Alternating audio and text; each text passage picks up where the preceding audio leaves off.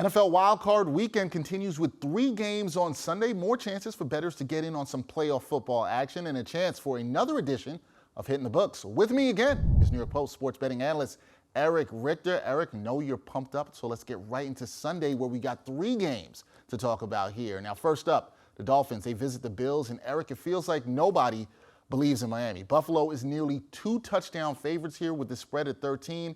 Now, if you believe in Skylar Thompson and the Fins, I've seen odds as high as plus 640 on the money line, over under 43.5 for this contest.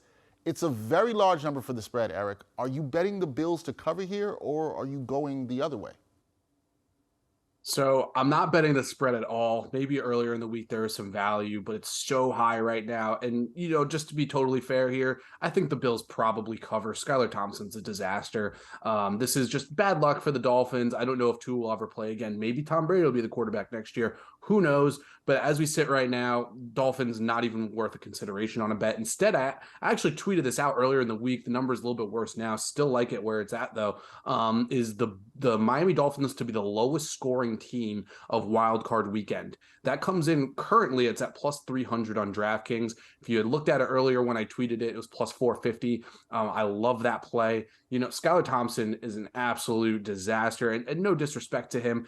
He's just not ready for this kind of spot in a playoff game against the Bills, who are motivated. They obviously have an emotional situation upcoming. So I'll take the Dolphins, the lowest scoring team of all playoffs.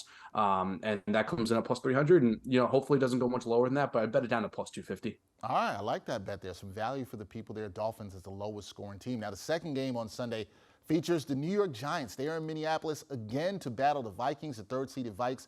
They're only 3-point favorites here, and they beat the G-Men on Christmas Eve by a field goal. Over-underline for this one is at 48, so points are expected to be put on the board, Eric, in this one. Do you believe in the Vikings, or are you backing a big blue upset here?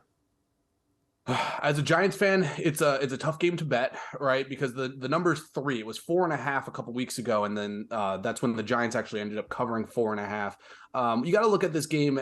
It's a playoff game. It's a big game, and it's really going to be about Daniel Jones and Saquon Barkley. You see him right there on their screen. I would say that the 3 line is kind of perfect, and that's what I was talking about with the odds makers. They've been studying only a handful of games. These lines are going to be perfect. Vikings offense is 4th rated by Pro Football Focus, and their defense is 6th rated. So, I feel like we're actually kind of getting a discount on the Vikings here. They're at home. You're getting 3. Giants have never been in the playoffs before. Daniel Jones has never done this before. And Kirk Cousins, not to say that he's a clutch player by any stretch of the imagination, but at least he's been here before, and they have Justin Jefferson. They got a lot more talent on that team.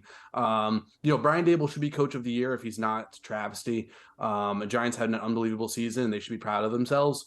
But as it sits right now at 3, if you can give me a hook at 3.5, I'd consider it, but not at 3. I feel like it hurts you to say that. I feel like you didn't want to pick against your team there. You got to go with the Vikings. It hurts you. I can feel it. I can feel it. I don't want to do it, but I had. All right, our last one. We bet numbers here.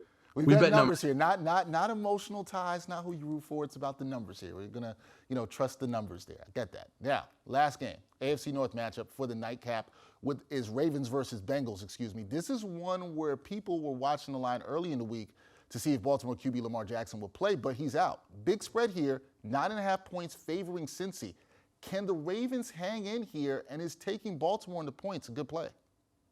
So we've actually talked about the Bengals a little bit here over the last couple of weeks, and I think at this point that I'm a pretty big Bengals fan.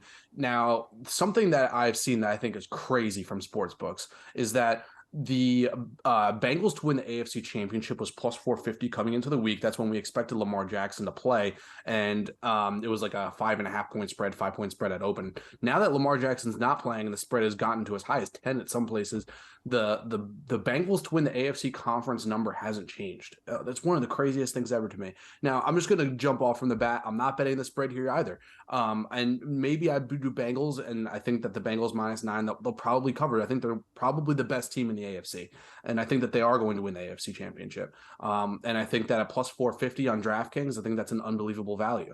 So I don't understand why the line hasn't dropped.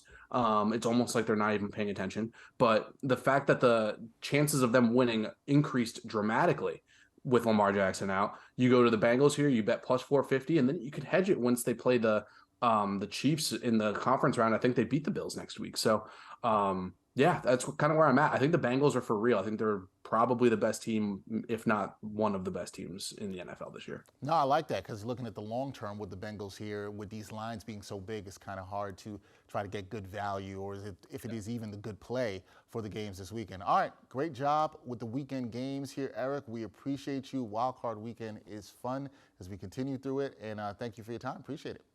Appreciate you, man.